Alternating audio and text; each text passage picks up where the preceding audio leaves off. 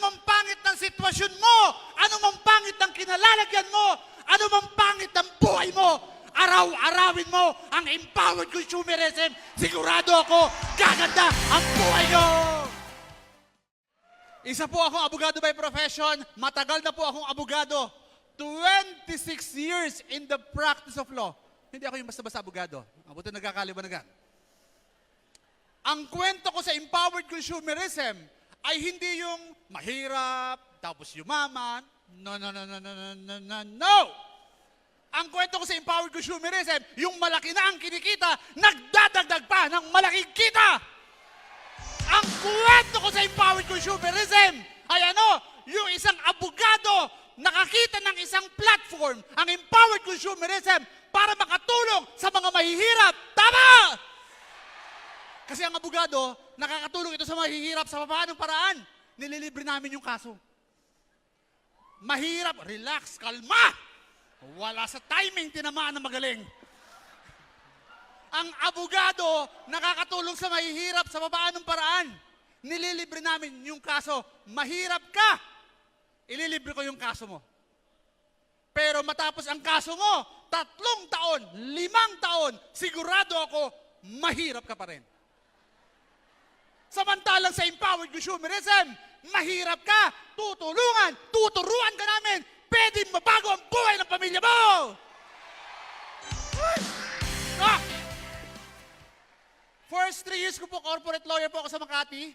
After 3 years, lumipat ako sa isang mas malaking kumpanya, corporate lawyer. Pag sinabing corporate lawyer, ito isang sangay ng pagiging abogado na malaki ang kinikita. Bakit? Corporate lawyer eh. Kumpanya ang nagpapasweldo. Name your price based sa qualification mo. At 2 lang ang qualifications ng corporate lawyer. Number 1, dapat matalino ka. Number 2, dapat guwapo ka. Mahirap yung qualification ng matalino, pero yung guwapo, inborn ba? Ay, sas. Parang ayaw niyong pumayag, mga tinamakan na mga dyan. Okay, 26 years ako in the practice of law. Ako po sa empowered consumerism ay 3 years and 9 months. Batang-bata, larawan ng walang kamuang-muang. Ako ang pinakabat ng share actually. Okay? Sumali ako sa empowered consumerism. Okay? I what? Para mahina ang battery. Sandali. Sa sobrang... Okay. Oh. Yeah, it's on. It's on. The right one. Yan, January. Sumali ako sa empowered consumerism. January 2019. Pakiulit nga. Sumali ako sa empowered consumerism January 2019. After 2 weeks of doing the business part-time, ako ay naging gold executive awardee. Doing the business part-time. After 2 months of doing the business, I earned my first million. Thus, became a member of the Millionaires Club in just 2 months doing the business part-time. Ano nga kayo? Full-timer? Full-timer kayo? Part-time. Noong 2019 din po, noong 2019, ako po ang 2019 Rookie of the Year. Okay lang ba yan? Ang Rookie of the Year ay binibigay sa highest accumulated income sa loob ng 3 taon. Kaya lang in my case, it was given to me after 10 months. Okay lang ba yun? 10 months lang. Uy! Namamangha kayo, no? Namamangha kayo. Gusto nyo pa magpa-shoutout, tinamakan ng magaling para kayo mag-shoutout. Wala tayo sa live. Okay.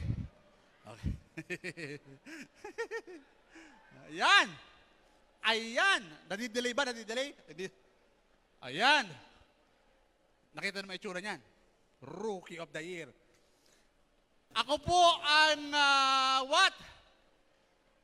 Ako presently ang top 3 ng JLIM project. Doing the business part-time. Ano nga kayo? Full-timer? Tinama Nakakaya na magaling. Ako po, next slide, ako po ang top 20 ng pre-launch ng Orbis Victus. Doing the business? Ano nga kayo? Tinamaan kayo na magaling. Ako po ang first quarter ng Empowered Consumerism na top 200. Alam mo, natatandaan ko, Attorney, bakit mabilis? Bakit mabilis? Tanungin ko kayo, bakit kayo mabagal? Ay, mabagal. Kailan nyo gusto kumita ng milyon sa maiksing panahon o sa mabilis na panahon? I am positively impatient. Mainipin ako. Noong January 2019, umating kami ng training sa Mall of Asia. In-announce doon, by February, magkakameron ng awarding. Ang award natin yung mga silver and gold executive. So I asked, ano ang requirement ng silver and gold executive awardee? So kinumply ko yon in just 2 weeks. Nung na-awardan ako noong February 2019, na gold executive awardee, sabi niya, by April, mag-award tayo ng Millionaires Club. And I asked, ano ang requirements ng pagiging Millionaires Club? Ang award o recognition, tatanungin mo kung anong requirements. Tatanungin mo kung paano matutupad. Hindi yung, ay, gold executive na pala ako. Ay, hindi! Tatanungin mo kasi i-achieve mo. Kasi dapat hindi mo ito i-achieve by accident. You should achieve this purposely. Tama! Naman kayo na magaling talaga. Next! Next! Next!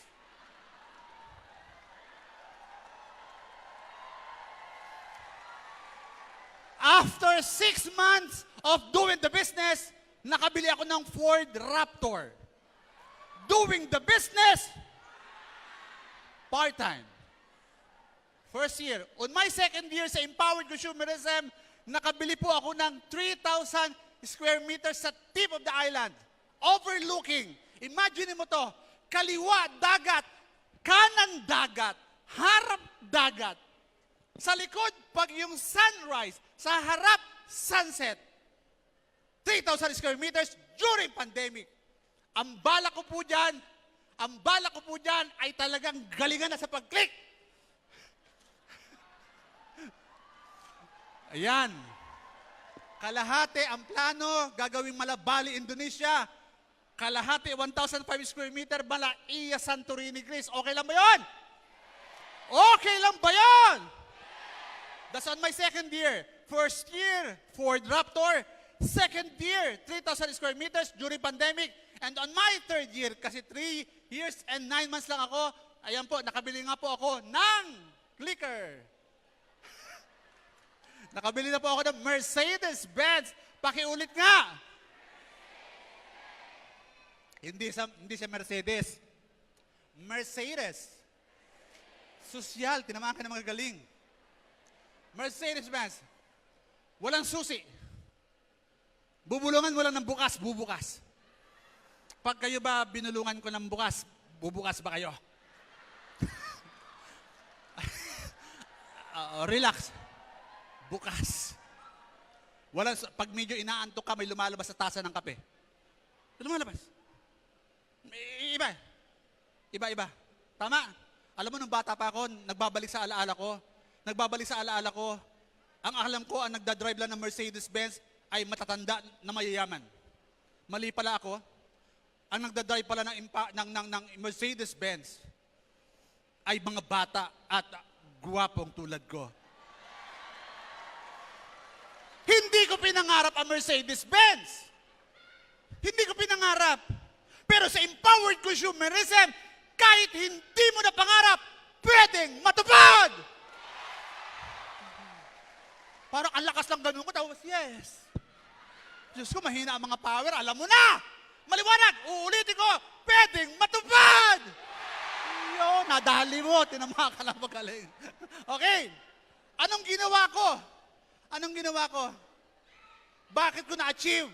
Naging Gold Executive Awardee, naging Millionaires Club, top 200, top 3, nakabili ng Raptor, nakabili ng 3,000 square meters na lote, nakabili ng Mercedes-Benz sa tatlong. Isipin mo, alam mo kung bakit napaka-excited ko? 3 years and 9 months pa lang ako sa empowered consumerism. Ano ang buhay na naghihintay sa akin after 10 years sa empowered consumerism? Ano ang buhay na naghihintay sa akin after 20 years sa empowered consumerism? Ano ang naghihintay na buhay sa akin after 100 years sa empowered consumerism? At mga apo nyo na ang kasama ko na humahataw. Hindi kasi kayo umiinom ng products natin, mga tinamakan na magaling. Tama? Anong ginawa ko? Bakit ako nakatawid from being a dreamer to achiever? Ang ginawa ko lang ay ano? Eto na naman. Charan! Charan! Charan! Charan! Nagkape lang ako!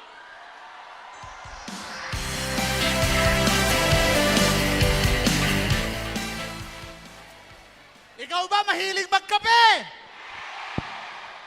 Pero ang ginawa ko, kaya nakatawid ako, kasi nagkape ako, pero hindi ito yung kapeng iniinom.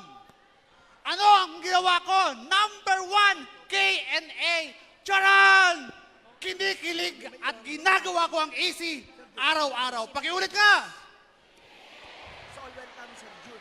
Ako na mag-interrupt. Hindi ka magtatagumpay sa empowered consumerism kung hindi ka kinikilig.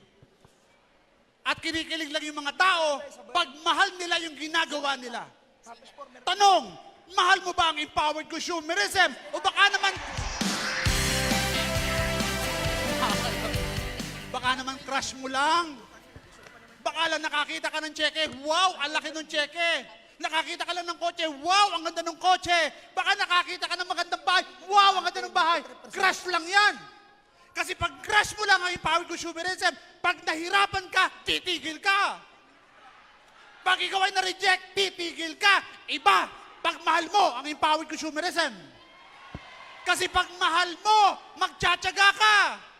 Kasi pag mahal mo, maghihintay ka. Hindi katulad nung ex mo, iniwan ka. Tinamaan ka na mga... Kasi pag mahal mo...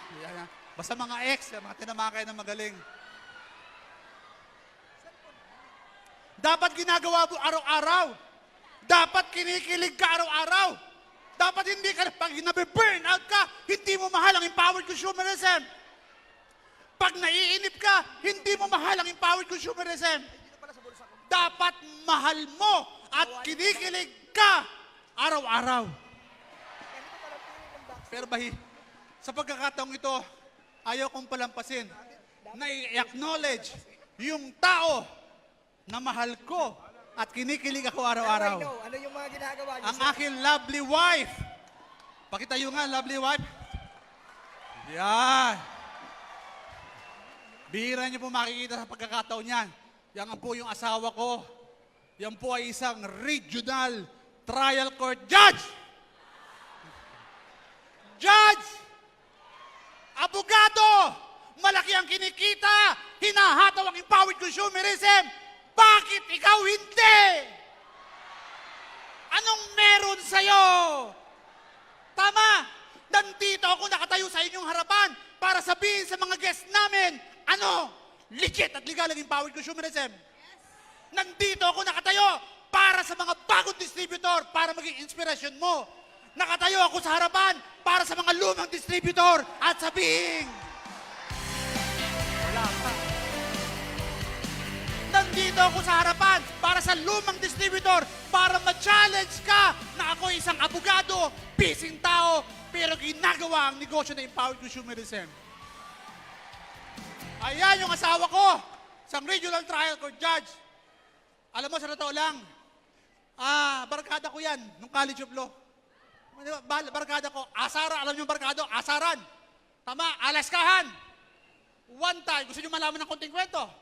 May mapupulot kayong aral, loko. Ako ay bagong pasang abogado sa Makati, ako nagtatrabaho.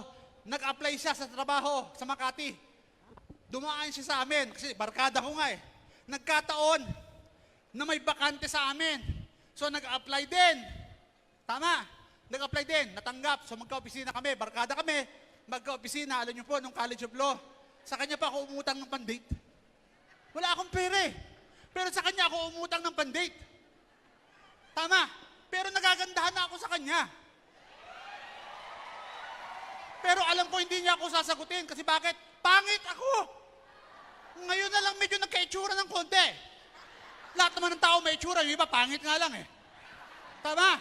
Ang tawag sa akin yan, attorney pangit. Ang tawag sa kanya sa opisina, attorney maganda. Pero alam mo, nakita ko, ang ginagawa ko sa kanya, may technique. Tuturuan kayo. Araw-araw pinupuri ko siya. Ilang araw pinupuri ko siya. Pinuri ko siya, unang araw. Sabi ko sa kanya, alam mo, ang ganda ng hair mo. Sabi niya sa akin, thank you. Thank you, pangit. Pangalawang araw, pinuri ko yung kanyang blouse. Alam mo, ang ganda ng blouse mo. Sabi sa akin, thank you. Pero pangit ka talaga. Kasi alas ka, eh. Pangatlong araw, sabi ko, ang ganda ng sapatos mo. Sabi sa akin, thank you. So araw-araw kong pinupuri siya. So every time na magsasalamin siya, ako yung nasa isip niya. Ako. Kaya lang, araw-araw ko siyang pinupuri. After 30 days, hindi ko na siya pinuri. Nagtaka ngayon siya, bakit di mo na ako pinupuri? Pumangit na ba ako? Sabi ko, nag-ausap kami. Sabi ko sa kanya, alam mo, mahal na kita. Tinamaan ka na mga galing.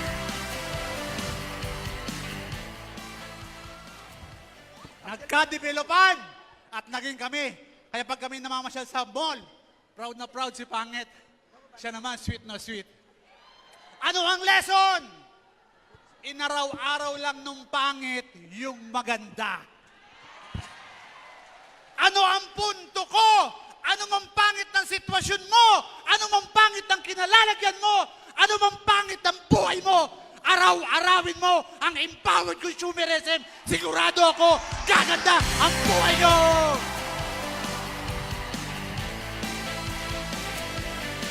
K-A-P-E. Patayin ang excuses. Patayin ang excuses.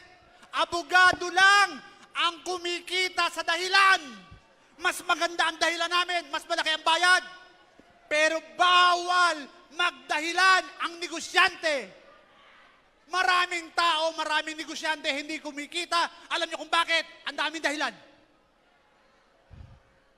Nung may COVID, hindi humahataw kasi sabi nila may pandemic daw. Ngayon wala ng pandemic, ayaw humataw. Ang daming dahilan. Alam mo nung COVID, sa totoo lang, saludo talaga ako sa mga nurses. Alam niyo ba yung mga nurses sa public hospital, ang sweldo lang nila 13,500 pesos. Yung mga nurses sa public hospital, 13,500 pesos lang per month ang sweldo nila. Pumapasok sila sa opisina, sa hospital, na alam nila na pwede silang magkasakit at mamatay. Pero hindi nila iniisip yon. Ang iniisip nila yung 13,500 pesos para mapakain yung kanilang pamilya. Ang mga nurses na yan, tama, lumalayo sa pamilya, pumupunta sa duty, karamihan dyan hindi na nakakabalik, pero hindi nila iniisip yon. Ang iniisip nila, yung sweldo nila na 13,500. Bakit ikaw? Hindi ka naman mamamatay sa empowered consumerism. Bakit ikaw? Hindi ka naman, aalis ka naman, pwede ka naman makabalik. Pero bakit hindi mo hinahataw empowered consumerism? Alam mo, malaki, milyon-milyon ang ayuda ng gobyerno sa ospital. Pero alam ng mga nurses na hindi nila matitikman ang milyon-milyon na ayuda. Pero bakit ikaw? Milyon-milyon din naman ang kikitain mo sa empowered consumerism. Bakit mo hindi nahataw? Hatawin mo na ang empowered consumerism para putulin mo na ang saling lahing kahirapan para sa iyo magsimula ang saling lahing magandang buhay. Ikaw ang nakakita ng empowered consumerism, hindi asawa mo, hindi magulang mo, o hindi ang anak mo. Bakit ikaw? Kasi ikaw ang nakatakda. Ikaw ang nakatakda. Napuputol. Alam mo, sa totoo lang, pera, kape, taas ang kanang kamay. Taas ang kanang kamay. Tapikin mo yung nasa tabi mo. Magkape ka. Taas kaliwang kamay. Kaliwang kamay. Tapikin mo yung nasa tabi mo. Ikaw nga ang magkaping-kape. Tinamaan ka na magaling. ako sumali sa Empowered Consumerism. Alam mo, nakita ko yung mayaman dito sa ganito, mga hindi tapos. Hindi tapos, mga high school graduate, grade 6 lang. Nung nakita ko yung mga yumayaman dito, alam mo, sabi ko, kaya ko yan. Walang duda, kaya ko yan. Para pala magtagumpay ka dito, dapat believe ka pala sa sarili mo. Dapat believe ka. Alam mo, darating ang panahon, mawawala ka ng cheque. Darating ang panahon, mawawala ka ng pay-ins. Darating ang panahon, mawawalan ka ng tao, pero wag na wag kang papayag na mawawala ang tiwala mo sa sarili mo.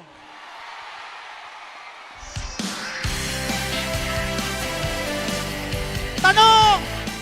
Naniniwala ka ba na yayaman ka sa Empowered Consumerism? Kung talagang yayaman ka, alam mo ang pagyaman? Ang pagyaman na nagsisimula sa paniniwala na yayaman ka. Bibigyan ko, listen to end. Bibigyan ko kayo ng 10 segundo. Sasabihin mo sa 10 tao na nandito sa loob ng 10 segundo na yayaman ka.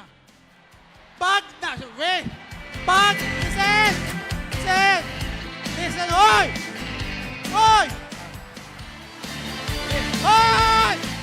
Sandali! Listen!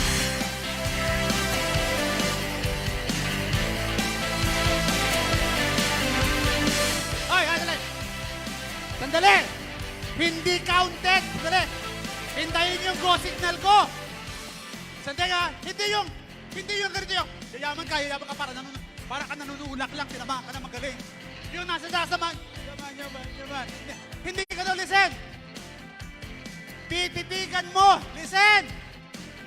Tititigan mo mata sa mata yung katabi mo, 10 tao, 10 segundo. Tititigan mo, hiyaman ako. Are you ready? 10 tao, 10 segundo. Sabihin mo na yayaman ka. 1, 2, 3, go!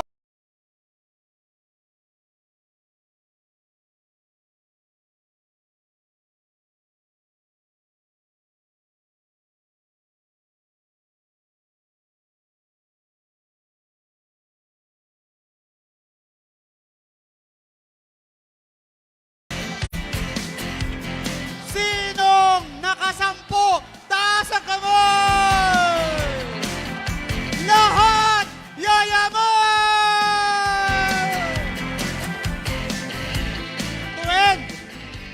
To end. Akala ko po, nung bata pa ako, ang pinakamagandang trabaho sa buong mundo, maging abogado. Mali po pala ako. Ang pinakamagandang trabaho po pala sa buong mundo ay yung trabaho na kaya mong baguhin ang buhay ng ibang tao.